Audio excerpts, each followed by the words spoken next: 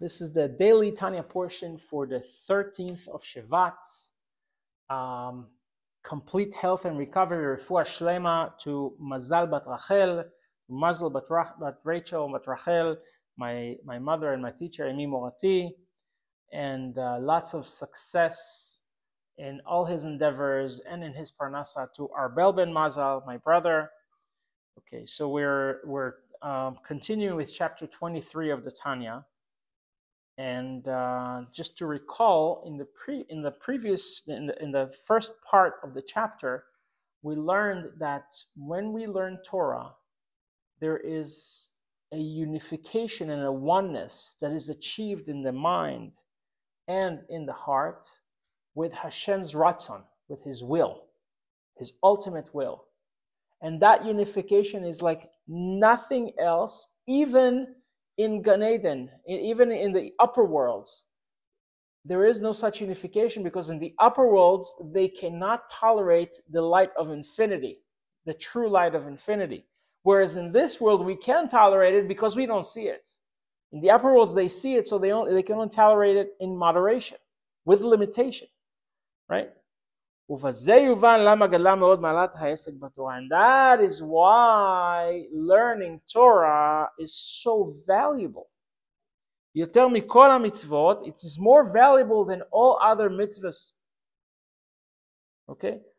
And even more valuable than davening. Right? And we say that davening brings unification and oneness in the upper worlds, right?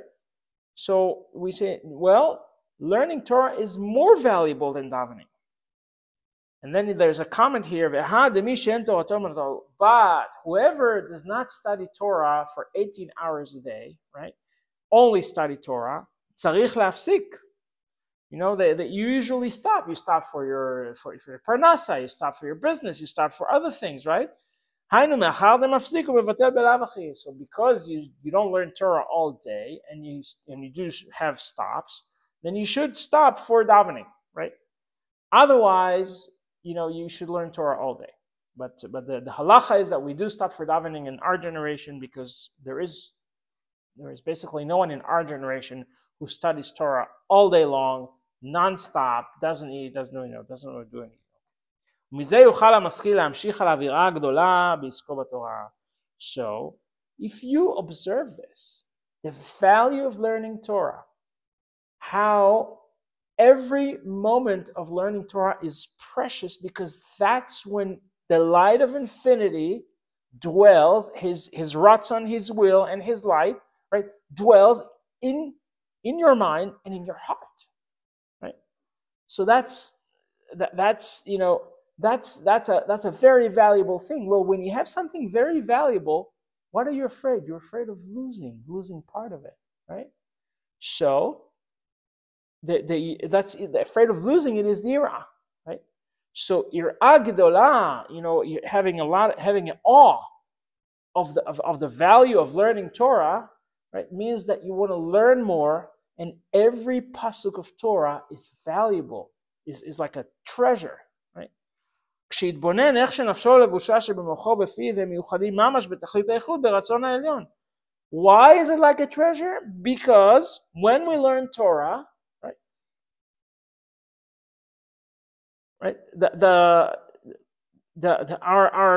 our soul and her clothing, and its clothings, machshava, dibur, and maaseh, right, thought, speech, and action, right, that dwell in his mind and in his mouth, okay, are in true, authentic unification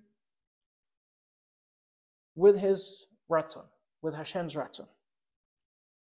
Ve'or en sof baruch mamash hamidgale bahem, and the light, the real, the authentic light of infinity, unlimited, the unlimited light of infinity, right? It is revealed in when we learn Torah. In us. מה שכל העולמות אינם תחתונים כלא חשיב וקמה וכהן ואפס ממש. Okay. So we say that everything else outside of this Torah learning is like nothing compared to that, because his ratzon is the authentic reality.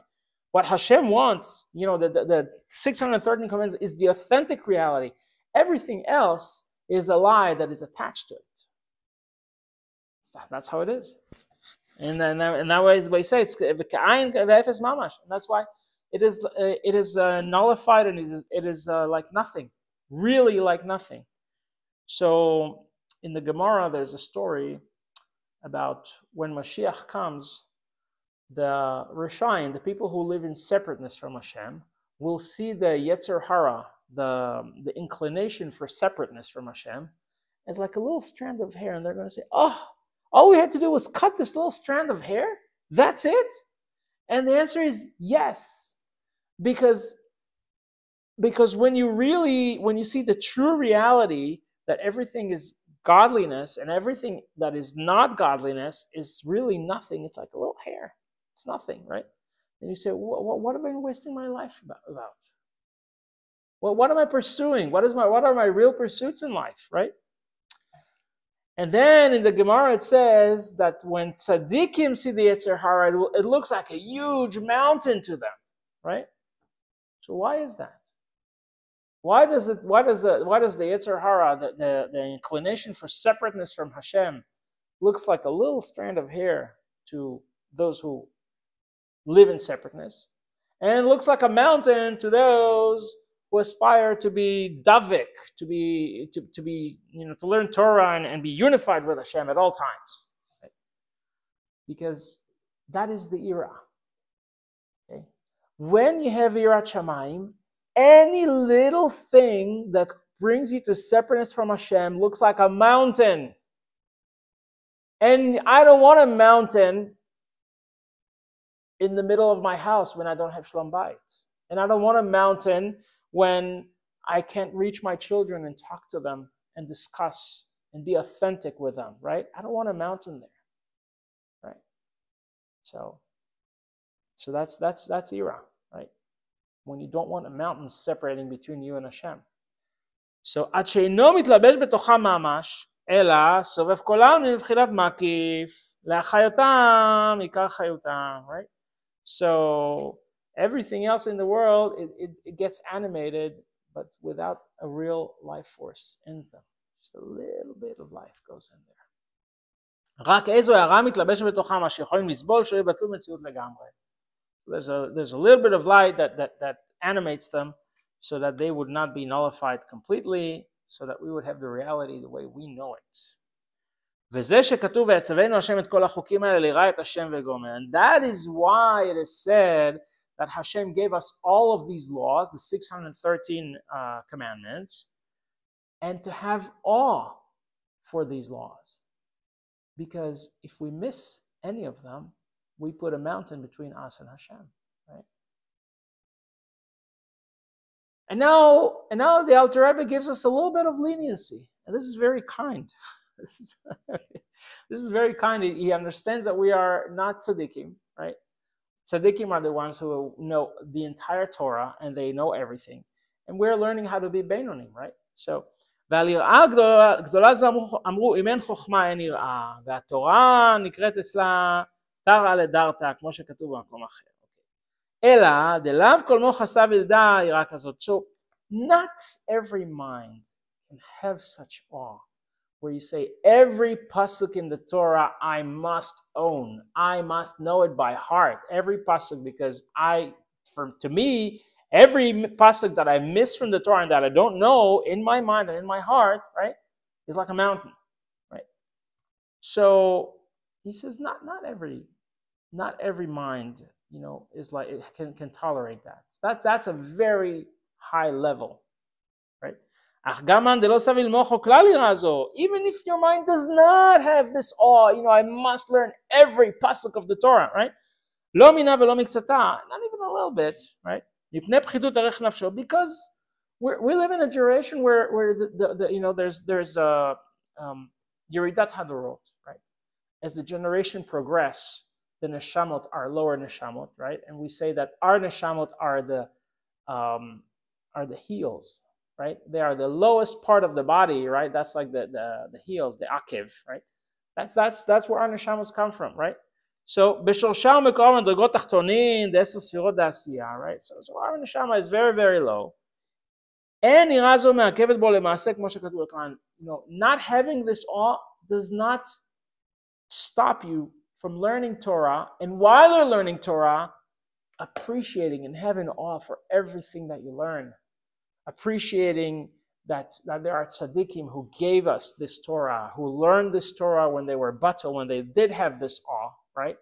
They learned this Torah, and now we can learn what they say, and we make times for that, and that is what we can do, and that is real, the work of a Benoni. The times that you do a lot for Torah, right?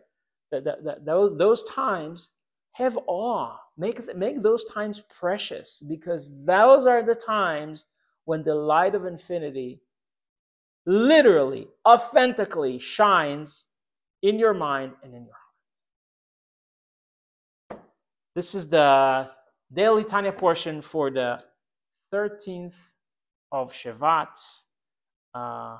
Lots of success to Arbel ben Mazal, refuah shlema to Mazal bat Rachel, and may we all see the coming of Mashiach bimhera beyamenu, amen.